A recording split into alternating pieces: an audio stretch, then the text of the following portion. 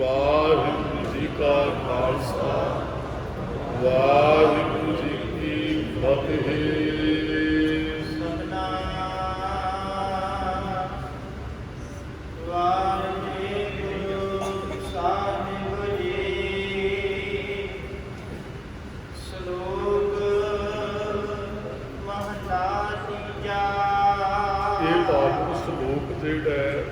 भले अमरदास गुण तेरे तेरी उपमा तोहे बन आवे। तीसरे पातशाह गुरु अमरदास महाराज की रचना तो उचारण होया। श्लोक होंदा छोटा है पर ये ज्ञान बहुत छोटा होंदा है।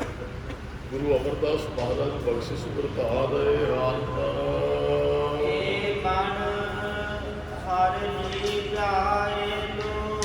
सतगुरु मन को संबोधन होके कहते ये मन हर जी ध्याए तू मना तेनों हर जी को ध्याना चाहिए। गुरमुखो ये तरस खा के रब ने सानू मनुखा जन्म दिता है और असी जपण वास्ते ध्यान वास्ते आए हैं।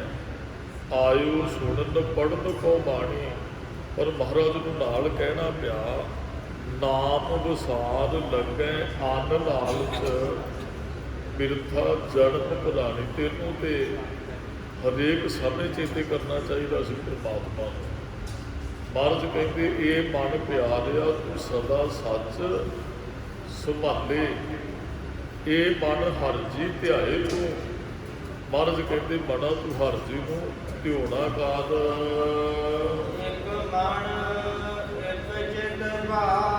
और जे ध्याना है तो फिर एक मन एक चित हो के ध्याना है।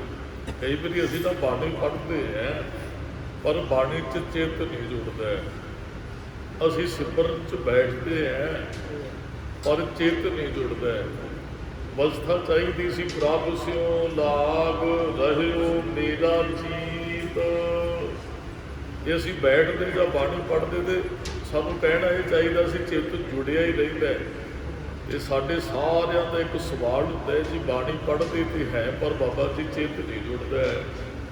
नाम ते बैठते हैं जी ख्याल तो होर ही आई जाते हैं। गुरमुखो जपना नहीं छड्डना ये नहीं है भी मन भी अज जुड़िया तो छड्ड दो। मन जोड़न वास्ते भी असी जपना है। सहजे सहजे सहजे हुण बच्चा है वो पहले दिन स्कूल जाता है वो टिक के नहीं बैठता क्योंकि उन्होंने निजमां का भी पता नहीं है स्कूलियां का और कभी वो बैठा भी नहीं है। वो कई बार भजदा दौड़ता फिर टीचर जोड़े ना प्यार नाल समझाते हैं बच्चे को बेटा इनू वध तो वध इत्थे बैठना चाहिए। तो कई बार टीचर कहते भी इनू अद्धे समय च ही लै जिओ भाई ये सारा दिन नहीं बैठेगा। इनू 5 7 10 दिन इनू अद्धा को समय ही लवाओ फिर बैठना सीखेगा फिर पढ़ना। फिर वो बच्चा ऊड़ा आड़ा ईड़ी तो शुरू करके फिर बहुत वड्डी विद्या एक दिन प्राप्त कर देते। जो स्कूल जाता ही ना ऊड़ा आड़ा सीखता ही ना ABC को रबता ही ना करता तो फिर अज ग्रेजुएट ना होंदा भाव के अज कुछ ना वो पढ़िया लिखिया होंदा ना विद्या उन्हें प्राप्त की होंदी। असी यतन करना मन को जोड़ता फिर सहजे सहजे जुड़ेगा जरूर मन जुड़ेगा। हाँ असी यत्न जरूर करना है छड्डना नहीं है जी। मैं जपजी साहिब का पाठ कर रहा हाँ तो मन नहीं जुड़ता है। कल हुण पाठ करना ही नहीं गुरमुखो कल 2 पाठ करो तो नहीं जुड़ता अगले दिन 3 पाठ करो। सहजे करद्या फिर एक दिन मन जुड़ेगा जरूर। महाराज कहते मना से रब को जपना ध्याना चाहिए और ध्याना भी सावधान एकाग्र चीत। सावधान एकाग्र चित हो के सानू जपना चाहिए। कवि संतोख सिंह कहते मन जिहड़ा ना साडा अड़प घोड़े की तरह है छेती किते काबू नहीं आएगा। इनू करना पैना इनू शब्द रूपी लगाम देनी पैनी है। फिर किते घोड़ा बीमार होवे ना मन बीमार है ना तां जां इधर उधर भटकदा सोना है खोट होवे ना सोने के अंदर कठाली च टिकदा को नहीं जी। सुनियारे वीर ना जदों वो सोने को कठाली च पाउंदे आ ना वो भुड़क के कभी किसी सिरे चढ़ जाता है कभी किसी सिरे फिर सहजे सहजे अग बलती रही है। जदों अग बलती रही फिर खोट सड़नी शुरू हो जाती है तो सोना पिघलना शुरू हो जाता है। मन तां ही नहीं टिकता भी साडे अंदर खोट है जिधर बाणी पढ़ी जावांगे सिमरी जावांगे खोट सड़ जाएगी, मन ने शुद्ध हो जाना है, फिर टेके गए नहीं, फिर तो पिंगलना भी शुरू हो जाता है, फिर तो बड़ा दानी बन जाता है, फिर तो दयावान बन जाता है। महाराज कहते भाई यतन सावधान एकाग्र चित्त हो गए, उस वाहिगुरू ਨੂੰ ਜਪਣਾ ਚਾਹੀਦਾ ਹੈ। सदा सदा वडियाइयां हाँ भाई हर कीਆਂ ਇਹ ਸਦਾ ਸਦਾ ਹੀ ਵਡਿਆਈਆਂ ਹਨ। ਉਹ ਜਿਹੜਾ ਵਾਹਿਗੁਰੂ ਕਿਸੇ ਨੂੰ ਦੇਖ ਕੇ ਪਛਤਾਉਂਦਾ ਨਹੀਂ ਹੈ। ਇਸ ਵਿਸ਼ੇ ਤੇ ਵੈਸੇ ਤਾਂ ਬਹੁਤ ਵਾਰੀ ਸੰਗਤ ਨਾਲ ਬੇਨਤੀਆਂ ਸਾਂਝੀਆਂ ਕੀਤੀਆਂ। ਅਸੀਂ ਕਈ ਵਾਰੀ ਨਾ ਕਿਸੇ ਨੂੰ ਕੁਝ ਦਿੰਦੇ ਫਿਰ ਪਛਤਾਉਂਦੇ ਵੀ ਹੈ, ਤਾਂ ਦੇਖ ਕੇ ਕਹਿੰਦੇ ਵੀ ਆ ਮੇਰੀ ਦਿੱਤੀ ਚੀਜ਼ ਦਾ ਤੂੰ ਖਿਆਲ ਨਹੀਂ ਰੱਖਿਆ। ਜਦੋਂ ਕਿਸੇ ਨੂੰ ਕੁਝ ਦੇ ਦਈਏ ਨਾ ਫਿਰ ਆਪਣਾ ਕੋਈ ਨਹੀਂ ਜੇ ਰਹਿੰਦਾ ਗੁਰੂ। ਰੱਬ ਨੇ ਸਾਨੂੰ ਬਹੁਤ ਕੁਝ ਦਿੱਤਾ ਤੇ ਪਛਤਾਵਾ ਉਹਨੂੰ ਕੋਈ ਨਹੀਂ ਹੈ। ਆਪ ਜੀ ਕਿਸੇ ਨੂੰ ਮੰਨ ਲਓ ਤੁਹਾਡੇ ਕੋਲ ਗੱਡੀ ਹੈ ਤੇ ਗੁਆਂਢੀਆਂ ਨੂੰ ਪੈ ਗਈ ਲੋੜ, ਕੋਈ ਜੀਵ ਬਿਮਾਰ ਹੋ ਗਿਆ ਤੇ ਉਹ ਤੁਹਾਡੇ ਕੋਲ ਆਇਆ, ਭਾਈ ਸਾਹਿਬ ਜੀ ਗੱਡੀ ਚਾਹੀਦੀ 1-2 ਘੰਟੇ ਵਾਸਤੇ ਦਵਾਈ ਲੈ ਕੇ ਆਉਣੀ, ਤੁਸੀਂ ਗੱਡੀ ਦੇ ਦਿੱਤੀ ਤੇ ਨਾਲ ਫਿਰ ਕੀ ਹੋਇਆ, ਪਛਤਾਵਾ ਵੀ ਲੱਗ ਗਿਆ। ਜਵਾਬ ਵੀ ਦੇ ਦੇਣਾ ਚਾਹੀਦਾ ਸੀ, ਨਾਲ ਪਛਤਾਵਾ। ਰੱਬ ਦਾ ਇਹੋ ਜਿਹਾ ਸੁਭਾਅ ਨਹੀਂ ਹੈ, ਉਹ ਦਾਤਾਂ ਦਿੰਦੇ ਔਰ ਬਹੁਤ ਵੱਡੀਆਂ ਦਾਤਾਂ ਔਰ ਦੇ ਕੇ ਪਛਤਾਉਂਦਾ ਨਹੀਂ ਹੈ। ਉਹਨੂੰ ਤਿਲ ਨਾ ਧਮਾਏ, ਔਰ ਸਾਡੇ ਕੋਲੋਂ ਉਹ ਤਿਲ ਜਿੰਨਾ ਤਮਾ ਵੀ ਨਹੀਂ ਰੱਖਦਾ ਵੀ ਇਹਨੂੰ ਇਹ ਕੁਝ। ਅਸੀਂ ਵੈਸੇ ਉਹਨੂੰ ਹੀ ਚੀਜ਼ ਦਿੰਦੇ ਹਾਂ ਜਿਹਦੇ ਤੋਂ ਅਸੀਂ ਲੈਣੀ ਚਾਹੁੰਦੇ ਹੁੰਦੇ ਹਾਂ। ਜੇ ਤੁਹਾਡੇ ਕੋਲ ਕੋਈ ਚੀਜ਼ ਹੈ ਤੇ ਤੁਸੀਂ ਉਸ ਨੂੰ ਚੀਜ਼ ਦਿਓਗੇ ਜਿਹਦੇ ਕੋਲ ਉਹ ਚੀਜ਼ ਹੈ। ਤੁਸੀਂ ਐਂ ਵੀ ਅੱਜ ਮੈਨੂੰ ਅੱਜ ਇਹਨਾਂ ਨੂੰ ਜ਼ਰੂਰਤ ਹੈ ਮੇਰੇ ਕੋਲੋਂ ਲੈ ਜਾਣ, ਕੱਲ੍ਹ ਨੂੰ ਮੈਨੂੰ ਜ਼ਰੂਰਤ ਹੋਏਗੀ ਭਾਈ ਇਹਨਾਂ ਤੋਂ ਮੰਗਾਂਗਾ। ਜੇ ਕਿਸੇ ਕੋਲ ਉਹ ਚੀਜ਼ ਨਹੀਂ ਹੈ ਜਿਹੜੀ ਸਾਡੇ ਕੋਲ ਹੈ ਤੇ ਉਹ ਮੰਗਣ ਆ ਜਾਏ, ਅਸੀਂ ਉਹਨੂੰ ਦਿੰਦੇ ਵੀ ਨਹੀਂ ਹੈ। ਅਸੀਂ ਇੱਕ ਵਾਰੀ ਕਿਸੇ ਨੂੰ ਕੋਈ ਚੀਜ਼ ਦੇ ਕੇ 2 ਵਾਰੀ ਮੰਗਣ ਦੀ ਇੱਛਾ ਰੱਖਦੇ ਵੀ ਹੁਣੇ ਮੈਨੂੰ ਜਵਾਬ ਨਹੀਂ ਦੇਗਾ। ਰੱਬ ਦਾ ਸੁਭਾਅ ਆ, ਉਹ ਦਾਤਾ ਦਿੰਦੇ, ਉਹ ਕਦੇ ਪਛਤਾਉਂਦਾ ਨਹੀਂ। ਰੱਬ ਤੇ ਗੁਰੂ ਦੋਵਾਂ ਦਾ ਇਹੋ ਜਿਹਾ ਸੁਭਾਅ ਆ, ਉਹ ਦਿੰਦੇ ਹੀ ਹੈ, ਪਛਤਾਉਂਦੇ ਨਹੀਂ ਹੈ। ਸੁਲੱਖਣੀ ਆਈ ਕਹਿੰਦੀ ਜੀ ਇੱਕ ਪੁੱਤ ਚਾਹੀਦਾ ਤੇ ਮਹਾਰਾਜ ਨੇ ਕਿਹਾ ਵੀ ਕਲਮ ਦਵਾ ਤੂੰ। ਬਾਬਾ ਬੁੱਢਾ ਜੀ ਨੇ ਕਿਹਾ ਮਾਈ ਲੈ ਕੇ ਜਾਓ ਫਿਰ ਬਖਸ਼ਿਸ਼ ਵਰਤੇਗੀ। ਤੇ ਉਹ ਮਹਾਰਾਜ ਇੱਕ ਲਿਖਣ ਲੱਗੇ ਤੇ 7 ਲਿਖ ਦਿੱਤਾ, ਇੱਕ ਲਿਖਣ ਲੱਗੇ 7 ਲਿਖਿਆ ਗਿਆ। ਮਹਾਰਾਜ ਕਹਿੰਦੇ ਸੁਲੱਖਣੀ ਤੂੰ ਤੇ ਇੱਕ ਮੰਗਦੀ ਹੈ ਤੇ 7 ਲਿਖਿਆ ਗਿਆ। ਮਹਾਰਾਜ ਕਹਿੰਦੇ ਵੀ ਸਾਨੂੰ ਸਰੀਰਾਂ ਦੀ ਲੋੜ ਹੈ ਤੇ ਐਂ ਕਰੀ ਇੱਕ ਆਪਣੇ ਕੋਲ ਰੱਖ ਲਈ, 6 ਭੇਜਦੀ ਅਸੀਂ ਫੌਜ 'ਚ ਭਰਤੀ ਕਰ ਲਾਂਗੇ। ਉਹ ਸੁਲੱਖਣੀ ਕਹਿੰਦੀ ਨਹੀਂ ਜੀ ਔਖੀ ਗੱਲ ਹੈ, 6 ਕੰਮ ਧੰਦਾ ਕਰਨਗੇ, 7ਵੇਂ ਨੂੰ ਨੰਬਰਦਾਰ ਬਣਾਵਾਂਗੇ। ਤੇ ਮਹਾਰਾਜ ਕਹਿੰਦੇ ਜਾਓ ਸੁਖੀ ਵਸੋ।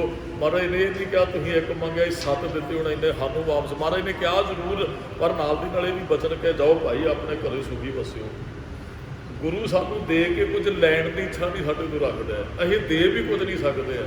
ਉਹ ਵੱਖਰੀ ਗੱਲ ਹੈ, ਕਿਸੇ ਨੇ ਪੱਖਾ ਦਾਨ ਕਰਨਾ ਹੋਵੇ ਨਾ, ਮਾਫ ਕਰਨਾ, ਉਹਨਾਂ ਟਾਈਮ ਪੱਖਾ ਖਰੀਦਣ ਤੇ ਨਹੀਂ ਲੱਗਦਾ ਜਿੰਨਾ ਪਰਾਂ ਤੇ ਨਾਮ ਲਿਖਾਉਣ ਤੇ ਲੱਗਦਾ। ਪੱਖਾ ਕਿੱਥੋਂ ਅਸੀਂ ਲੈ ਕੇ ਆਏ, ਰੱਬ ਦੀਆਂ ਦਾਤਾਂ ਚੋਂ ਤੇ ਅਸੀਂ ਖਰੀਦਿਆ ਹੈ। ਤੇ ਅਸੀਂ ਕੁਝ ਨਾ ਕੁਝ ਦੇ ਕੇ ਫਿਰ ਆਪਣੀ ਹਉਮੈ ਨੂੰ ਅੱਗੇ ਰੱਖਦੇ ਆ। ਮੈਂ ਆਹ ਸੇਵਾ ਕੀਤੀ ਜੀ, ਨਾਮ ਤੁਹਾਨੂੰ ਪੱਥਰਾਂ ਤੇ ਹਰੇਕ ਜਗ੍ਹਾ ਤੇ ਨਾਮ ਤੁਹਾਨੂੰ। ਇੱਕ ਸਰੀਰ ਹਰਿਮੰਦਰ ਸਾਹਿਬ ਆਇਆ, ਉਹ ਖਿਆਲ ਤੇ ਨਹੀਂ ਵੀ ਮੈਂ ਹਰਿਮੰਦਰ ਸਾਹਿਬ ਪਤਾ ਨਹੀਂ ਕਿੰਨੇ ਚਿਰ ਬਾਅਦ ਆਇਆ, ਦਰਸ਼ਨ ਕਰਨੇ, ਮੱਥਾ ਟੇਕਣਾ, ਕੀਰਤਨ ਸੁਣਨਾ। ਉਹ ਪੱਥਰਾਂ ਦੇ ਉੱਤੇ ਨਾ ਬੜੇ ਧਿਆਨ ਨਾਲ ਵੇਖ ਰਿਹਾ, ਕਦੀ ਉਧਰ ਭੱਜਦਾ ਕਦੀ ਉਧਰ। ਕਿਸੇ ਨੇ ਕਿਹਾ ਬਾਪੂ ਕੀ ਵੇਖਦਾ? ਕਹਿੰਦਾ ਜਦੋਂ ਮੇਰਾ ਬਾਪ ਚੜ੍ਹਾਈ ਕੀਤਾ ਸੀ ਨਾ ਤੇ ਇੱਥੇ ਸੇਵਾ ਕਰਕੇ ਗਿਆ ਹਾਂ ਤੇ ਕਿਹਾ ਸੀ ਮੇਰੇ ਬਾਪੂ ਦਾ ਨਾਮ ਪੱਥਰ ਤੇ ਲਗਾ ਦਿਓ, ਆਪਣੇ ਬਾਪੂ ਦਾ ਨਾਮ ਲੱਭ ਰਿਹਾ। ਉਹਨੇ ਹਰਿਮੰਦਰ ਸਾਹਿਬ ਮੱਥਾ ਟੇਕਣ ਤੋਂ ਪਹਿਲਾਂ ਆਪਣੇ ਬਾਪੂ ਦਾ ਨਾਮ ਪੱਥਰਾਂ ਤੋਂ ਲੱਭਣਾ ਚਾਹਿਆ। ਅਸੀਂ ਕੀ ਦੇ ਸਕਦੇ? ਸਾਡੇ ਕੋਲ ਹੈ ਕੀ ਲੈ ਕੇ ਆਏ ਸੀ ਸੰਸਾਰ ਦੇ ਉੱਪਰ? ਇਹ ਦਾਤਾਂ ਦਾਤੇ ਦੀਆਂ ਦਿੱਤੀਆਂ ਹੋਈਆਂ ਤੇ ਅਸੀਂ ਉਹਦੀਆਂ ਦਿੱਤੀਆਂ ਦਾਤਾਂ 'ਚ ਉਹਨੂੰ ਦੇ ਕੇ ਅਸੀਂ ਐਵੇਂ ਹੰਕਾਰ ਕਰੀ ਜਾਂਦੇ ਹਾਂ।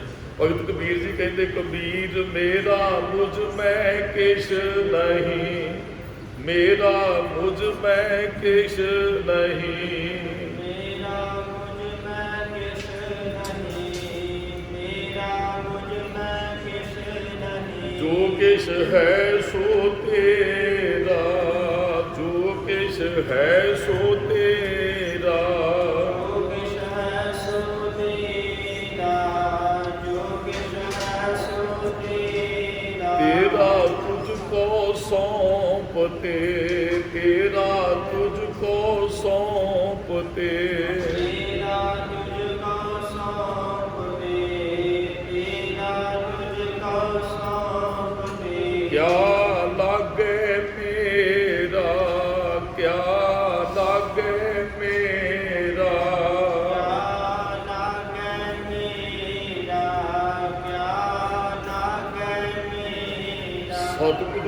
ਤੁਹਾਡੇ ਦਿੱਤੇ ਚੋਂ ਹੀ ਤੇ ਮੈਂ ਕੁਝ ਦੇ ਕੇ ਚੱਲਿਆ, ਮੇਰਾ ਇੱਥੇ ਹੈ ਕੀ ਹੈ? ਸਾਡਾ ਕੁਝ ਵੀ ਨਹੀਂ। ਸਵਾਸ ਸਾਨੂੰ ਰੱਬ ਨੇ ਦਿੱਤੇ, ਸਰੀਰ ਸਾਨੂੰ ਰੱਬ ਨੇ ਦਿੱਤਾ, ਰਹਿਣ ਲਈ ਉਹਨੇ ਸਮਾਂ ਦਿੱਤਾ, ਸਵਾਸ ਲੈਣ ਲਈ ਹਵਾ ਦਿੱਤੀ, ਪੀਣ ਲਈ ਪਾਣੀ ਦਿੱਤਾ ਹੈ, ਖਾਣ ਲਈ ਧਰਤੀ 'ਚ ਰਸ ਭਰੇ ਨੇ। ਜੋ ਕੁਝ ਦਿੱਤਾ ਹੈ ਰੱਬ ਨੇ ਦਿੱਤਾ ਹੈ। ਸਾਡੇ ਕੋਲ ਹੈ ਕੀ ਜਿਹੜਾ ਅਸੀਂ ਕਿਸੇ ਨੂੰ ਦੇ ਸਕੀਏ? ਮਹਾਰਾਜ ਕਹਿੰਦੇ ਸਾਡਾ ਇੱਥੇ ਕੁਝ ਵੀ ਨਹੀਂ ਹੈ। ਰੱਬ ਦਾ ਸੁਭਾਅ ਆ ਭਾਈ, ਉਹ ਦਾਤਾ ਦਿੰਦਾ ਹੀ ਹੈ। ਦੇ ਨਾ ਪਛਤਾਇਓ, ਪਛਤਾਵਾ ਨਹੀਂ ਕਰਦਾ, ਔਰ ਸਾਡੇ ਤੋਂ ਕੁਝ ਲੈਣ ਦੀ ਵਾਪਸ ਇੱਛਾ ਵੀ ਨਹੀਂ ਰੱਖਦਾ ਹੈ ਜੀ। ਹਰਿ ਕੈ ਸਦ ਬਲਿਹਾਰਿਣੈ। ਕਹਿੰਦੇ ਉਸ ਹਰ ਤੋਂ ਸਦ ਬਲਿਹਾਰੇ ਜਾਣਾ ਚਾਹੀਦਾ। ਬਲਿਹਾਰ ਦਾ ਹੁੰਦਾ ਕੁਰਬਾਨ ਜਾਣਾ ਚਾਹੀਦਾ, ਉਹਦੇ ਤੋਂ ਸਦਕੇ ਜਾਣਾ ਚਾਹੀਦਾ, ਉਹਦੇ ਤੋਂ ਭੋਲੀ ਵੱਜਣਾ ਚਾਹੀਦਾ, ਉਹਦੇ ਤੋਂ ਵਾਰਨੇ ਬਲਿਹਾਰਨੇ ਹੋਣਾ ਚਾਹੀਦਾ ਹੈ। ਸੁਖ ਪਾਏ। ਕਿਉਂ ਉਹਦੇ ਤੋਂ ਵਾਰਨੇ ਬਲਿਹਾਰਨੇ ਜਾਣਾ ਚਾਹੀਦਾ? ਇਸ ਕਰਕੇ ਜਿਤ ਸੇਵਿਆ ਸੁਖ ਪਾਏ। ਜਿੰਦੀ ਸੇਵਾ ਕੀਤਿਆਂ ਸਾਨੂੰ ਸੁਖ ਪ੍ਰਾਪਤ ਹੁੰਦਾ ਹੈ। ਗੁਰ ਸੇਵਾ ਤੇ ਸੁਖ ਉਪਜੈ, ਫਿਰ ਦੁੱਖ ਨਾ ਲੱਗੇ ਆਏ। ਜੰਮਣ ਮਰਨਾ ਮਿਟ ਗਿਆ, ਕਾਲੇ ਕਾ ਕਿਛ ਨਾ ਬਸਾਏ। ਮਹਾਰਾਜ ਕਹਿੰਦੇ ਗੁਰੂ ਗੁਰੂ ਕਰਿਆ ਕਰ, ਜਿਹਦੀ ਸੇਵਾ ਕੀਤੀ ਆ ਤੈਨੂੰ ਸੁਖ ਮਿਲਦਾ ਹੈ। ਸਤਿਗੁਰ ਕੀ ਸੇਵਾ ਸਫਲ ਹੈ, ਜੇ ਕੋ ਕਦੇ ਚਿਤ ਲਾਏ। ਮਨ ਚਿੰਦਿਆ ਫਲ ਪਾਵਣਾ, ਹਉਮੈ ਵਿੱਚੋਂ ਜਾਏ ਕਬੀਰ। ਸੇਵਾ ਕੋ ਦੋਏ ਭਲੇ, ਦੋ ਜਣੇ, ਇੱਕ ਸੰਤ ਇੱਕ ਰਾਮ। ਸੰਤ ਜਪ ਕੇ ਸੇਵਾ ਕਰਦਾ ਹੈ ਤੇ ਰਾਮ ਜਪਾ ਕੇ ਸੇਵਾ ਕਰਦਾ ਹੈ। ਇੱਕ ਦਾਤਾ ਇੱਕ ਸੰਤ ਇੱਕ ਰਾਮ। ਰਾਮ ਜੋ ਦਾਤਾ ਮੁਕਤ ਕੋ ਸੰਤ ਜਪਾਵੇ ਨਾਮ। ਰਾਮ ਮੁਕਤ ਕਰਨ ਦੀ ਸੇਵਾ ਕਰਦਾ ਹੈ, ਸੰਤ ਜਪਣ ਦੀ ਸੇਵਾ ਕਰਦਾ ਹੈ। ਤੇ ਸੇਵਾ ਤੋਂ ਕੀ ਮਿਲਦਾ? ਸੁਖ ਮੁਕਤ ਭੁਗਤ ਜੁਗਤ ਤੇਰੀ ਸੇਵਾ, ਜਿਸ ਤੂੰ ਆਪ ਕਰਾਏ। ਜਿਹਦੇ ਤੋਂ ਸੇਵਾ ਕਰਾਉਂਦਾ ਹੈ ਨਾ, ਉਹਦੇ ਚੋਂ ਮੁਕਤੀ ਜੁਗਤੀ ਤੇ ਭੁਗਤੀ ਦੀ ਦਾਤ ਮਿਲਦੀ ਹੈ ਜੀ। ਮਹਾਰਾਜ ਕਹਿੰਦੇ ਸਤਿਗੁਰਾਂ ਦੀ ਸੇਵਾ ਕਰਨੀ ਚਾਹੀਦੀ ਹੈ। ਜਿਸ ਦੀ ਸੇਵਾ ਕੀਤਿਆਂ ਤੋਂ ਸੁਖ ਮਿਲਦਾ ਹੈ। ਆ ਬਹੁਤ ਸਰੀਰ ਇੱਥੇ ਮੱਸਿਆ ਵਾਲੇ ਦਿਨ ਦਾ ਜਦੋਂ ਵੀ ਕਿਤੇ ਸਮਾਗਮ ਹੁੰਦਾ, ਸੇਵਾ ਕਰਦੇ ਨੇ ਤੇ ਬਹੁਤ ਸਰੀਰ ਮਿਲਦੇ ਵੀ ਗਾਹੇ ਬਗਾਏ। ਕਹਿੰਦੇ ਜੀ ਇੰਨੇ ਕੁ ਦਿਨ ਜਾਪਨੀ ਸਾਹਿਬ ਹਾਜ਼ਰੀ ਭਰੀ, ਇੰਨੇ ਕੁ ਦਿਨ ਸੇਵਾ ਕੀਤੀ, ਔਰ ਐਡੀਆਂ ਵੱਡੀਆਂ ਬਖਸ਼ਾਂ ਗੁਰੂ ਸਾਹਿਬ ਨੇ ਬਖਸ਼ਿਸ਼ ਕੀਤੀਆਂ। ਝੋਲੀ ਛੋਟੀ ਪੈ ਗਈ, ਉਹਦੀਆਂ ਦਾਤਾਂ ਬਹੁਤ ਵੱਡੀਆਂ। ਗੁਰਮੁਖੋ ਸੇਵਾ ਕਰਕੇ ਵੇਖੋ, ਇਹ ਕੋਈ ਕਹਿਣ ਦਾ ਵਿਸ਼ਾ ਨਹੀਂ ਹੈ, ਸੇਵਾ ਕਰਕੇ ਵੇਖਣ ਦਾ ਵਿਸ਼ਾ ਹੈ। ਸਾਨੂੰ ਸੇਵਾ ਕਰਨੀ ਚਾਹੀਦੀ ਹੈ। ਅਸੀਂ ਤੇ ਜੇ 1 ਰੁਪਈਆ ਮੱਥਾ ਟੇਕਦੇ ਹਾਂ ਤੇ 10 ਗੁਣਾ ਗੁਰੂ ਬਖਸ਼ਿਸ਼ ਕਰਦਾ ਹੈ। ਸੇਵਾ ਦੀ ਅਨੇਕਾਂ ਤਰ੍ਹਾਂ ਦਾ ਤਰੀਕਾ ਹੈ। ਸੇਵਾ ਦੀ ਕੁਆਲਿਟੀਆਂ ਬਹੁਤ ਨੇ। ਕਿਸ ਤਰੀਕੇ ਨਾਲ ਕਰਨੀ ਹੈ ਤੁਸੀਂ ਵੇਖਣਾ ਹੈ। ਅਸੀਂ ਕਿਸ ਤਰੀਕੇ ਨਾਲ ਸੇਵਾ ਕਰਦੇ ਹਾਂ। ਸੇਵਾ 'ਚ ਹੈ ਹੀ ਸੋਖ ਹੈ। ਉਹ ਵਾਹਿਗੁਰੂ ਸੇਵਾ ਤੇ ਪ੍ਰਸੰਨ ਵੀ ਬੜਾ ਹੁੰਦਾ ਹੈ। ਸਤਿਗੁਰੂ ਸੇਵਾ ਤੇ ਪ੍ਰਸੰਨ ਹੁੰਦੇ ਨੇ। ਮਹਾਰਾਜ ਕਹਿੰਦੇ ਸਾ ਸੇਵਾ ਕੀਤੀ ਸਫਲ ਹੈ, ਜਿਤ ਸਤਿਗੁਰ ਕਾ ਮਨ ਮੰਨੇ। ਸਤਿਗੁਰ ਕਾ ਮਨ ਮੰਨਿਆ ਤਾਂ ਪਾਪ ਕਸੰਬਲ ਪੰਨੇ। ਸੇਵਾ ਉਹ ਪ੍ਰਵਾਨ ਜਿਹਦੇ ਤੇ ਗੁਰੂ ਖੁਸ਼ ਹੋ ਜਾਏ, ਤੇ ਫਿਰ ਜੇ ਗੁਰੂ ਖੁਸ਼ ਹੋ ਜਾਏ ਫਿਰ ਪਾਪ ਕਸੰਬਲ ਪੰਨੇ, ਪਾਪਾਂ ਦਾ ਨਾਸ਼ ਹੋ ਜਾਂਦਾ ਹੈ ਜੀ। ਨਾਨਕ ਜਿਹੜੇ ਗੁਰੂ ਨੂੰ ਮੁੱਖ ਰੱਖ ਕੇ ਜੀਵਨ ਜਿਉਂਦੇ ਨਾ, ਉਹ ਗੁਰੂ ਤੇ ਰੱਬ ਨੂੰ ਮਿਲੇ ਰਹਿੰਦੇ ਹਨ ਜੀ। ਉਹ ਮਿਲੇ ਇਸ ਕਰਕੇ ਵੀ ਸ਼ਬਦ ਨਾਲ ਜੁੜ ਕੇ ਉਹਨਾਂ ਨੇ ਆਪਣੀ ਹਉਮੈ ਨੂੰ ਅੰਦਰੋਂ ਸਾੜ ਦਿੱਤਾ ਹੈ। ਅਗਲਾ ਵੀ ਗੁਰੂ ਅਮਰਦਾਸ ਮਹਾਰਾਜ ਜੀ ਦਾ ਪਾਵਨ ਸ਼ਲੋਕ ਹੈ ਜੀ। ਸਤਿਗੁਰੂ ਕਹਿੰਦੇ ਹੈ ਵੀ ਰੱਬ ਸੇਵਾ 'ਚ ਵੀ ਜੀਵ ਨੂੰ ਆਪੇ ਹੀ ਲਾਉਂਦਾ ਹੈ। ਤੁਸੀਂ ਸੇਵਾ ਕਰ ਨਹੀਂ ਸਕਦੇ, ਵਾਹਿਗੁਰੂ ਕਰਵਾਏਗਾ ਤੁਹਾਡੇ ਤੋਂ। ਬਚਨ ਮਹਾਰਾਜ ਨੇ ਕਹੇ ਵੀ ਸੇਵਾ ਕੀਤਿਆਂ ਕਿਸੇ ਦੇ ਅੰਦਰ ਹੰਕਾਰ ਹੀ ਨਾ ਆਵੇ ਵੀ ਮੈਂ ਕਰਦਾ। ਮਹਾਰਾਜ ਕਹਿੰਦੇ ਤੂੰ ਕਰ ਹੀ ਨਹੀਂ ਸਕਦਾ। ਸੇਵਾ ਤੇ ਤੇਰੇ ਤੋਂ ਗੁਰੂ ਤੇ ਰੱਬ ਕਰਵਾਜ ਹੈ। ਆਪਣੇ ਆਪ ਕੋਈ ਸੇਵਾ ਨਹੀਂ ਜੋ ਗੁਰਮੁਖੋਂ ਕਰ ਸਕਦਾ। ਆਪੇ ਸੇਵਾ ਲਾਏ ਨਾ, ਉਹ ਆਪਣੀ ਸੇਵਾ 'ਚ ਜੀਵ ਨੂੰ ਲਾਉਂਦਾ ਹੈ। ਆਪੇ ਬਖਸ਼ ਕਰੇ, ਆਪੇ ਇਹ ਬਖਸ਼ਿਸ਼ ਵਰਤਾਉਂਦਾ ਹੈ।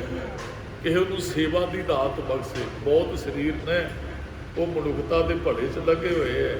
ਉਹ ਮਨੁੱਖਤਾ ਦੀ ਸੇਵਾ ਕਰ ਰਹੇ, ਉਹਨੂੰ ਕਿਸੇ ਰੂਪ 'ਚ ਕੋਈ ਕੋੜੀਆਂ ਦਾ ਇਲਾਜ ਕਰਵਾ ਕੇ ਸੇਵਾ ਕਰ ਰਿਹਾ ਹੈ, ਕੋਈ ਕਿਸੇ ਗੂੰਗੇ ਬੋਲਿਆਂ ਦਾ ਇਲਾਜ ਕਰਵਾ ਕੇ, ਕੋਈ ਮੈਂਟਲ ਜਿਹੜੇ ਅਪਸੈਟ ਬੰਦੇ ਨੇ ਉਹ ਬਾਜ਼ਾਰਾਂ 'ਚ ਗਲੀਆਂ 'ਚ ਫਿਰਦੇ ਨੇ, ਉਹਨਾਂ ਨੂੰ ਦਵਾਈ ਦਵਾ ਕੇ ਸੇਵਾ ਕਰਵਾ ਰਿਹਾ ਹੈ, ਕੋਈ ਲੰਗਰ ਵਰਤਾ ਕੇ ਸੇਵਾ ਕਰ ਰਿਹਾ ਹੈ, ਕੋਈ ਕਿਸੇ ਤਰੀਕੇ ਨਾਲ। ਦਾਸ ਨੇ ਪਹਿਲਾਂ ਬੇਨਤੀ ਕੀਤੀ, ਤੁਸੀਂ ਵੇਖਣਾ ਸੇਵਾ ਕਿਹੜੀ ਕਰਨੀ ਹੈ। ਇਹ ਸੇਵਾ ਉਹੀ ਹੁੰਦੀ ਹੈ ਜਿਹੜੀ ਜਿਸ ਚੀਜ਼ ਦੀ ਜ਼ਰੂਰਤ, ਮੰਨ ਲਓ ਗੁਰੂ ਘਰ ਦੇ ਅੰਦਰ ਨਿਸ਼ਾਨ ਸਾਹਿਬ ਹੈ, ਸੇਵਾ ਹੋਣੀ ਜ਼ਰੂਰੀ ਹੈ। ਵੀ ਇੱਕ ਭੈਣ ਆਈ ਤੇ ਉਹਨੇ 2 ਬਾਲਟੇ ਪਾਣੀ ਦੇ ਭਰੇ, ਉਹਨੇ ਕਿਹਾ ਵੀ ਸਾਰਾ ਦਿਨ ਕੱਲ ਹਨੇਰ ਵਗਦਾ ਰਿਹਾ ਸੀ ਤੇ ਭਾਈ ਇੱਥੇ ਘਟਾ ਵੀ ਪਿਆ ਹੋਏਗਾ ਔਰ ਫਰਸ਼ ਤੇ ਦਾਗ ਵੀ ਪਏ ਨੇ, ਜਾਂ ਕਈ ਵਾਰੀ ਫਰਸ਼ ਤੱਤਾ ਹੁੰਦਾ ਉੱਥੇ ਪਾਣੀ ਵੀ ਤਰੋਕਿਆ ਜਾਂਦਾ ਹੈ। ਪਹਿਲੀ ਭੈਣ ਨੇ ਸੇਵਾ ਕੀਤੀ, ਉਹ ਤੇ ਹੈਗੀ ਸੇਵਾ ਵੀ ਉਹ ਲੋੜ ਸੀ ਵੀ ਸਰੋਵਰ ਸਾਹਿਬ ਨੂੰ ਸਾਫ਼ ਕਰਨਾ ਹੈ, ਕੱਪੜੇ ਨਾਲ ਵੀ ਸਾਫ਼ ਕੀਤਾ, ਉਹ ਸੇਵਾ ਹੈ। ਪਰ ਬਾਅਦ ਵਿੱਚ ਜਿਹੜਾ 9 ਬੀਬੀਆਂ ਨੇ ਹੋਰ ਪਾਣੀ ਡੋਲੇ, ਉਹ ਸੇਵਾ ਨਹੀਂ ਹੈ। ਉਹ ਫਿਰ ਹੋਰ ਤਰ੍ਹਾਂ ਮੁਖਾਵਾ ਜਿਹਾ ਥੋੜ੍ਹਾ ਜਿਹਾ ਬਣ ਜਾਂਦਾ ਹੈ। ਭਾਵ ਕਿ ਜਿਸ ਚੀਜ਼ ਦੀ ਜਿੱਥੇ ਜ਼ਰੂਰਤ ਹੈ ਨਾ ਉਹ ਕਰ ਦੇਣਾ ਹੀ ਉਹ ਸੇਵਾ ਹੈ। ਮੰਨ ਲਓ ਆਪ ਜੀ ਇੱਥੇ ਗੁਰੂ ਘਰ ਆਏ ਹੋ, ਰਸਤੇ 'ਚ ਕੋਈ ਉਹੋ ਜਿਹੀ ਚੀਜ਼ ਡਿੱਗੀ ਹੈ, ਕਿਸੇ ਦੇ ਪੈਰ 'ਚ ਚੁੱਭ ਸਕਦੀ ਹੈ, ਕੋਈ ਕੂੜਾ ਕਰਕਟ ਕਿਤੇ ਪਿਆ ਹੋ ਸਕਦਾ ਹੈ, ਆਪ ਜੀ ਉਹਨੂੰ ਚੁੱਕ ਕੇ ਪਾਸੇ ਕਰ ਦੇਣ ਨੂੰ ਸੇਵਾ ਹੈ। ਪਰ ਸਾਫ਼ ਜਗ੍ਹਾ 'ਤੇ ਵਾਰ-ਵਾਰ ਉਹ ਫਿਰ ਕਈ ਵਾਰੀ ਥੋੜ੍ਹਾ ਜਿਹਾ ਵਿਖਾਵਾ ਵੀ ਜਿਹੜੀ ਚੀਜ਼ ਦੀ ਜ਼ਰੂਰਤ ਹੈ ਉਹ ਸੇਵਾ ਕਰਨੀ ਚਾਹੀਦੀ। ਪ੍ਰਸ਼ਾਦੇ ਵਰਤਾਉਣ ਦੀ ਸੇਵਾ ਅਨੇਕਾਂ ਸਰੀਰ ਮੱਸਿਆ ਵਾਲੇ ਦਿਨ ਕਰਦੇ ਹੈ, ਅੱਧੀ ਰਾਤ ਨੂੰ ਘਰੋਂ ਪ੍ਰਸ਼ਾਦੇ ਟਰਾਲੀਆਂ ਭਰ ਕੇ ਲਿਆਉਂਦੇ, ਬੜੀ ਵੱਡੀ ਸੇਵਾ ਹੈ। ਭਾਈ ਜਾਪਨੀ ਸਾਹਿਬ ਸਵੇਰੇ ਸੰਗਤ ਅੰਮ੍ਰਿਤ ਵੇਲੇ ਤੋਂ 3 ਵਜੇ ਤੋਂ ਆਉਣੀ ਸ਼ੁਰੂ ਹੋ ਜਾਂਦੀ ਹੈ, ਸਾਰੀ ਰਾਤ ਕਿਸੇ ਨੇ ਪ੍ਰਸ਼ਾਦੇ ਪਕਾਏ, ਟਰਾਲੀ 'ਚ ਰੱਖ ਕੇ ਟੋਕਰੇ ਭਰ ਕੇ ਲਿਆਇਆ, ਸੰਗਤਾਂ ਨੇ ਛਕੇ, ਬਹੁਤ ਵੱਡੀ ਸੇਵਾ ਹੈ।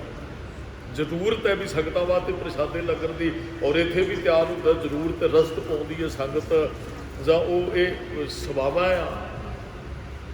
ਮਹਾਰਾਜ ਕਹਿੰਦੇ ਵੀ ਫਿਰ ਉਹ ਬਖਸ਼ਿਸ਼ ਵੀ ਕਰਦਾ ਹੈ, ਸੇਵਾ ਉਹ ਕਰਵਾਉਂਦੇ ਅਸੀਂ ਕਰ ਨਹੀਂ ਸਕਦੇ ਹੈ ਸਾਡੀ ਸੇਵਾ ਹੀ ਹੈ। ਦਾਤ ਦਾਤੇ ਦੀ ਦਿੱਤੀ ਹੋਈ ਹੈ, ਅਸੀਂ ਤੇ ਪਹੁੰਚਾਉਣ ਵਾਲੀ ਸੇਵਾ ਕਰ ਸਕਦੇ ਹਾਂ। ਦਾਤੇ ਦੀਆਂ ਹੀ ਸਾਡੇ ਕੋਲ, ਪਰ ਅਸੀਂ ਉਸ ਦਾਤ ਨੂੰ ਅੱਗੇ ਪਿੱਛੇ ਕਰਨ ਦੀ ਸੇਵਾ ਕਰ ਸਕਦੇ ਹਾਂ। ਵੀ ਮੇਰੀ ਜੇਬ 'ਚ ਪੈਸੇ ਹਨ, ਉਹ ਕਿਸੇ ਲੋੜਵੰਦ ਨੂੰ ਦੇ ਦਿੱਤੇ, ਇਹ ਸੇਵਾ ਸਾਡੀ ਹੋ ਗਈ। ਵੀ ਮੇਰੀ ਜੇਬ 'ਚੋਂ ਕੱਢ ਕੇ ਮੈਂ ਕਿਸੇ ਨੂੰ ਦਿੱਤੇ, ਇਹ ਸਾਡੀ ਸੇਵਾ ਹੈ। ਪੈਸੇ ਰੱਬ ਦੇ ਭੇਜੇ ਦਿੱਤੇ ਹੋਏ ਹਨ, ਦਾਤ ਉਹਦੀ ਹੈ। ਮਹਾਰਾਜ ਕਹਿੰਦੇ ਆਪੇ ਹੀ ਉਹ ਜੀਵ ਨੂੰ ਸੇਵਾ ਚਲਾ ਦਿੰਦੇ, ਆਪੇ ਹੀ ਇਹ ਬਖਸ਼ਿਸ਼ ਕਰਦਾ ਹੈ ਜੀ। ਸਭਨਾ ਕਾ ਮਾਂ-ਪਿਓ ਆਪ ਹੈ, ਉਹ ਵਾਹਿਗੁਰੂ ਸਾਰਿਆਂ ਦਾ ਮਾਂ ਪਿਓ ਹੈ। ਏਕ ਪਿਤਾ ਏਕ ਸਕੇ ਹਮ ਬਾਲਕ, ਸਾਡਾ ਇੱਕ ਹੀ ਪਿਓ ਹੈ। ਉਹ ਵਾਹਿਗੁਰੂ ਕਹਿ ਲਓ, ਅੱਲਾ ਕਹਿ ਲਓ, ਰਾਮ ਕਹਿ ਲਓ, ਗੋਡ ਕਹਿ ਲਓ, ਕਰੀਮ ਕਹਿ ਲਓ, ਰਹੀਮ ਕਹਿ ਲਓ, ਨਰੈਣ ਕਹਿ ਲਓ, ਉਹ ਅਰਥ ਇੱਕ ਹੀ ਹੈ। ਸਾਰਿਆਂ ਨੂੰ ਜਨਮ ਦੇਣ ਵਾਲਾ ਉਹ ਇੱਕ ਹੀ ਹੈ। ਰੋਜ਼ ਅਸੀਂ ਜਦੋਂ ਅਰਦਾਸ ਹੁਣ ਵੀ ਅਸੀਂ ਇਹ ਪੰਕਤੀਆਂ ਪੜ੍ਹਦੀਆਂ, ਤੂੰ ਠਾਕੁਰ ਤੁਮ ਪਹਿ ਅਰਦਾਸ, ਜੀਓ ਪਿੰਡ ਸਭ ਤੇਰੀ ਰਾਸ, ਤੁਮ ਮਾਤ ਪਿਤਾ ਹਮ ਬਾਲਕ। ਤੇਰੇ ਅਸੀਂ ਤੇਰੇ ਬੱਚੇ ਆ, ਤੂੰ ਸਾਡਾ ਮਾਂ ਪਿਓ ਹੈ। ਤੁਮਰੀ ਕਿਰਪਾ ਮਹਿ ਸੂਖਕ, ਮਾਂ ਪਿਤਾ ਜੀ ਬਾਪੂ ਜੀ ਤੁਹਾਡੀ ਕਿਰਪਾ ਨਾਲ ਹੀ ਘਨੇਰੇ ਸੁੱਖ ਮਾਣਦੇ ਪਏ ਆ। ਇਹ ਗੁਰੂ ਸਾਹਿਬ ਨੂੰ ਕਿਹਾ ਜਾ ਰਿਹਾ, ਗੁਰਦੇਵ ਮਾਤਾ ਗੁਰਦੇਵ ਪਿਤਾ ਗੁਰਦੇਵ ਸੁਆਮੀ, ਪਰਮੇਸ਼ਰ ਗੁਰੂ ਹੀ ਮਾਂ ਹੈ, ਗੁਰੂ ਹੀ ਪਿਤਾ ਹੈ ਸਾਡਾ। ਮਹਾਰਾਜ ਕਹਿੰਦੇ ਆ ਵੀ ਉਹਦੀ ਸੇਵਾ ਹੀ ਸਾਨੂੰ ਕਰਨੀ ਚਾਹੀਦੀ। ਮਾਂ ਪਿਓ ਦੀ ਸੇਵਾ ਤੋਂ ਬਹੁਤ ਵੱਡੀ ਸੇਵਾ ਹੈ। ਰੱਬ ਹੀ ਗੁਰੂ ਹੀ ਸਾਡਾ ਮਾਂ ਪਿਓ ਹੈ। ਅੱਜ ਇਹਨਾਂ ਨੇ ਜਨਮ ਦਿੱਤਾ ਤੇ ਗੁਰੂ ਉਹਨਾਂ ਦੀ ਵੀ ਸੇਵਾ ਕਰਨ ਵਾਸਤੇ ਸਾਨੂੰ ਪ੍ਰੇਰਦਾ ਹੈ।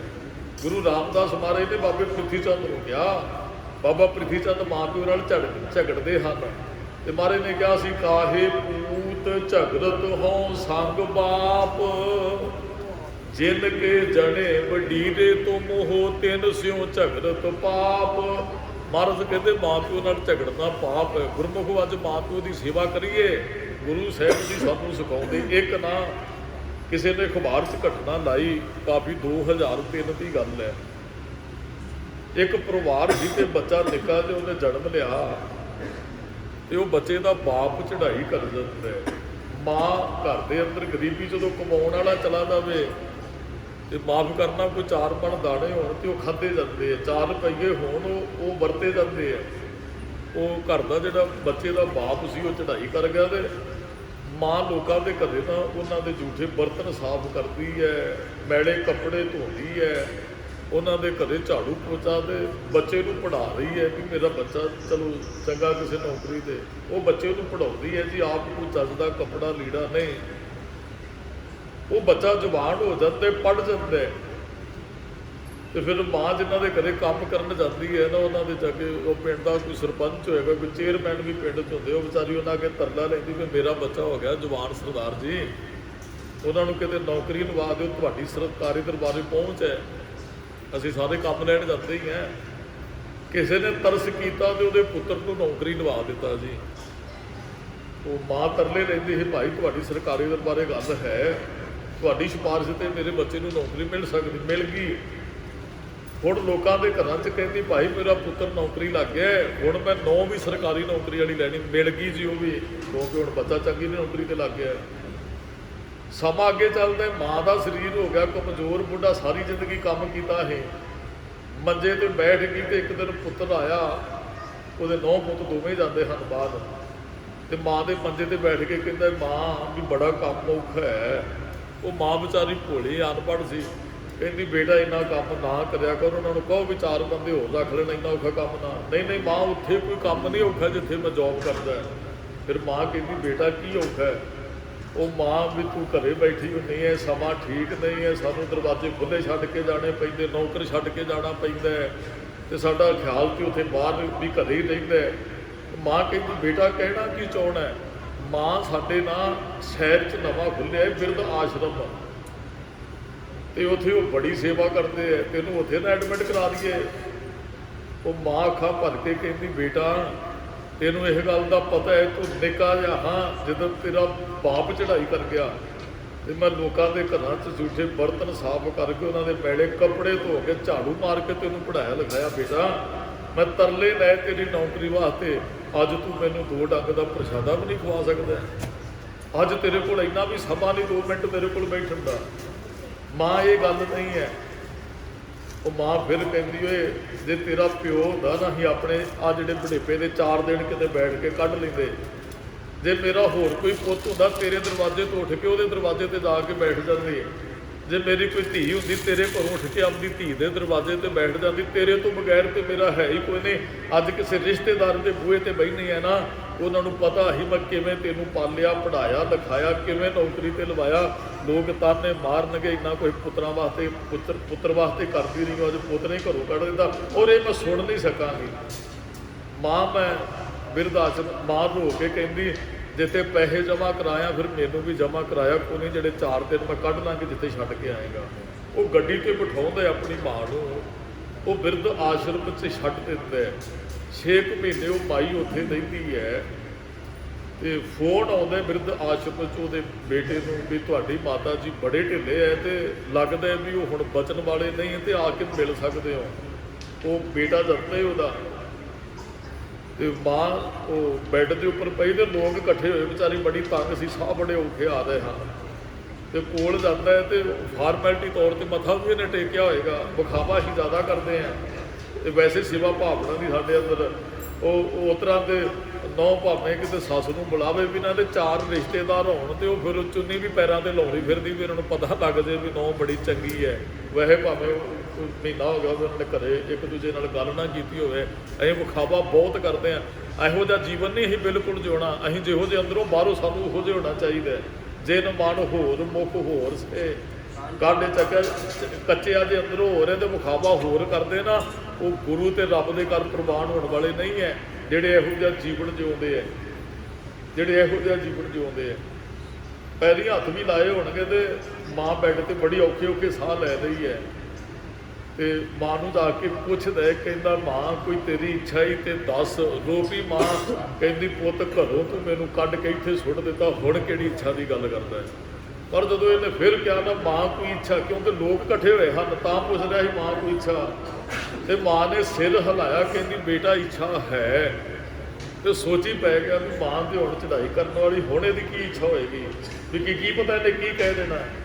ਕਹਿੰਦੀ ਬੇਟਾ ਆਪਣੀਆਂ ਹੱਥ ਦੇ ਪੋਟੇ ਅੱਗੇ ਕਰਕੇ ਕਹਿੰਦੀ ਬੇਟਾ ਤੂੰ ਦੇ ਕਹਿਣਾ ਤੇ ਬੜੀ ਸੇਵਾ ਕਰਨਗੇ, ਅਸੀਂ ਸਾਰੇ ਬਜ਼ੁਰਗ ਹੈ, ਇੱਥੇ ਕੋਈ ਕਿਸੇ ਨੂੰ ਪਕਾ ਕੇ ਨਹੀਂ ਖਵਾਉਂਦੇ, ਅਸੀਂ ਖਵਾਉਣੇ ਤੇ ਨਿਗਾਹ ਹੈਗੀ ਹੈ ਘੱਟ। ਤੇ ਕਈ ਵਾਰੀ ਉਹ ਰੋਟੀ ਥੱਲਣ ਲੱਗਿਆ ਪੋਟੇ ਤਵੇ ਤੇ ਲੱਗ ਜਾਂਦੇ ਸਨ, ਵੇਖ ਸਾਡੇ ਸੜੇ ਹੋਏ ਨੇ, ਤੇ ਬੇਟਾ ਸਵੇਰ ਦਾ ਖਾਣਾ ਬਣਾਉਣੇ ਹਾਂ ਸਾਰੇ ਰਲ ਮਿਲ ਕੇ, ਤੇ ਗਰਮੀ ਬੜੀ ਹੈ, ਦੁਪਹਿਰ ਨੂੰ ਖਰਾਬ ਹੋ ਜਾਂਦਾ ਸੀ। ਇੱਥੇ ਇੱਕ ਫਰਿੱਜ ਚਾਹੀਦੀ ਹੈ, ਸਵੇਰ ਦਾ ਖਾਣਾ ਤਿਆਰ ਹੋਇਆ, ਚਲੋ ਪਕਾ ਕੇ ਇੱਕ ਵਾਰੀ ਫਰਿੱਜ 'ਚ ਰੱਖਿਆ ਜਾਵੇ, ਉਹ ਸ਼ਾਮ ਤੱਕ ਖਾਇਆ ਜਾ ਸਕਦਾ ਹੈ। ਤੇ ਬੇਟਾ ਦੂਸਰਾ ਇੱਥੇ ਪੱਖੇ ਕੋਈ ਠੀਕ ਹੋਣ ਵਾਲੇ ਨੇ, ਕੁਝ ਚੱਲਦੇ ਨੇ, 2 ਨਵੇਂ ਪੱਖਿਆਂ ਦੀ ਸੇਵਾ ਕਰਦੇ, ਇੱਕ ਇੱਥੇ ਫਰਿੱਜ ਦੀ ਸੇਵਾ ਕਰਦੇ, ਤੇ ਪੁੱਤਰ ਪੈ ਗਿਆ। ਸੋਚੀ ਵੀ ਮਾਂ ਤੇ ਹੁਣ ਚੱਲੀ ਇਹਨੇ ਫਰਿੱਜ ਦੇ ਪੱਖੇ ਕੀ ਕਰਨੇ ਆ। ਮਾਂ ਆਪਣੇ ਪੁੱਤਰ ਦੇ ਸੋਚਾਂ 'ਚ ਪੈ ਚਿਹਰੇ ਵੱਲ ਵੇਖ ਕੇ ਕਹਿੰਦੀ, ਬੇਟਾ ਅੱਜ ਵੀ ਤੇਰੇ ਤੋਂ ਮੈਂ ਆਪਣੇ ਵਾਸਤੇ ਕੁਝ ਨਹੀਂ ਮੰਗ ਰਹੀ ਐ, ਇੱਥੇ 2 ਪੱਖੇ ਲੈ ਦੇ, ਇੱਕ ਫਰਿੱਜ ਰੱਖ ਦੇ, ਕਿਉਂਕਿ ਜਿੱਦਣ ਤੇਰੇ ਬੱਚੇ ਤੈਨੂੰ ਇੱਥੇ ਛੱਡ ਕੇ ਜਾਣਗੇ, ਸਵੇਰੇ ਪਕਾਓਗੇ ਤੇ ਸ਼ਾਮ ਤੱਕ ਖਾ ਤੇ ਲਿਆ ਕਰੋਗੇ ਨਾ।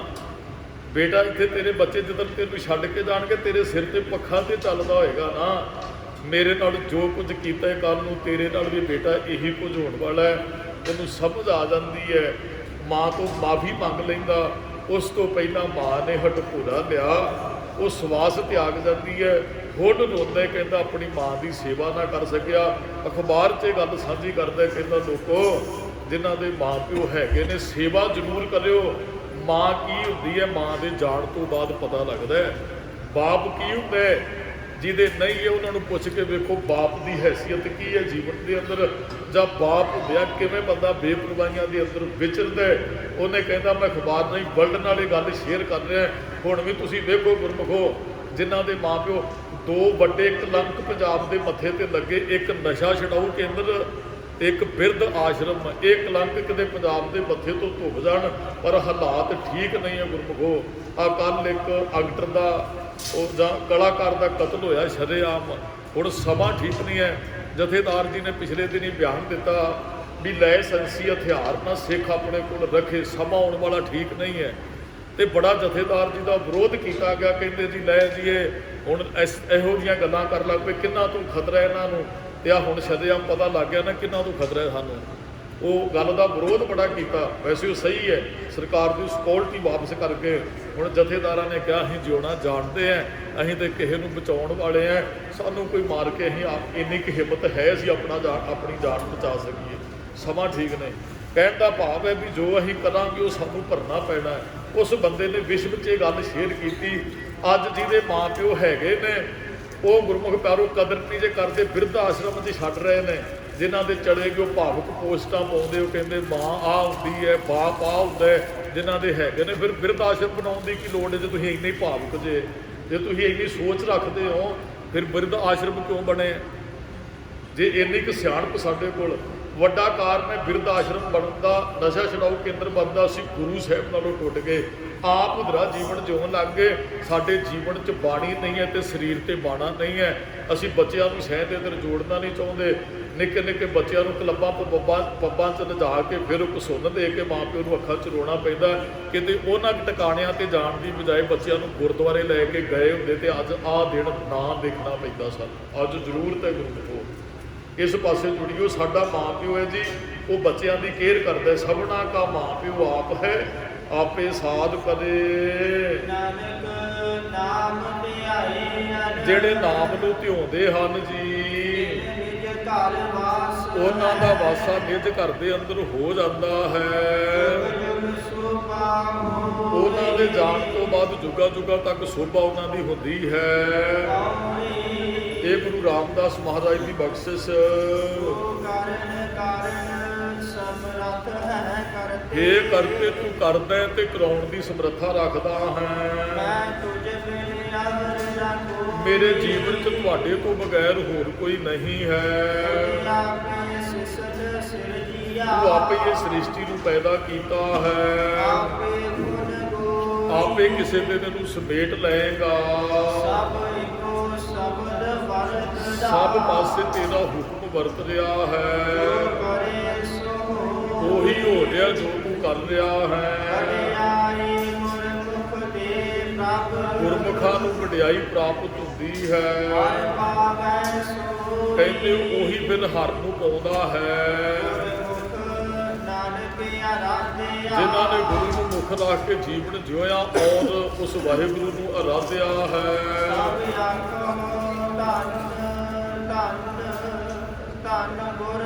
ਸਤਿਗੁਰੂ ਕਹਿੰਦੇ ਉਸ ਗੁਰੂ ਤੋਂ ਧੰਨ ਧੰਨ ਧੰਨ ਕਹੋ ਜਿਹਨੇ ਤੁਹਾਨੂੰ ਇਹ ਸਿੱਖਿਆ ਦਿੱਤੀ ਵੀ ਇਹ ਮਨ ਹਰਜੀ ਧਿਆਏ ਤੋਂ ਉਸ ਗੁਰੂ ਨੂੰ ਸ਼ਾਬਾਸ਼ ਕਹਿਣਾ ਚਾਹੀਦਾ ਹੈ, ਉਸ ਗੁਰੂ ਨੂੰ ਧੰਨ ਕਹਿਣਾ ਚਾਹੀਦਾ ਹੈ। ਲੜੀਵਾਰ ਜਪਜੀ ਸਾਹਿਬ ਦੀ ਵਿਚਾਰ ਕੱਲ੍ਹ ਦੇ ਦੀਵਾਨਾਂ ਤੋਂ ਹੀ ਆਰੰਭ ਕਰਾਂਗੇ ਜੀ। ਇੰਨੀਆਂ ਕੁ ਬੇਨਤੀਆਂ ਪ੍ਰਵਾਨ ਕਰਨੀਆਂ, ਭੁੱਲਾਂ ਚੁੱਕਾਂ ਦੀ ਖਿਮਾ। ਸਮੂਹ ਸੰਗਤ ਦਾ ਧੰਨਵਾਦ ਜੀ ਆਇਆਂ ਨੂੰ। ਔਰ ਜਿੱਥੇ ਸਮੂਹ ਸੰਗਤ ਦਾ ਧੰਨਵਾਦ ਜਿਹੜੀ ਹਾਜ਼ਰੀ ਭਰ ਰਹੀ ਹੈ, ਉੱਥੇ ਧੰਨਵਾਦ ਉਸ ਗੁਰਮੁਖ ਪਿਆਰਿਆਂ ਦਾ ਜਿਹੜੇ ਅੰਮ੍ਰਿਤ ਵੇਲੇ ਤੋਂ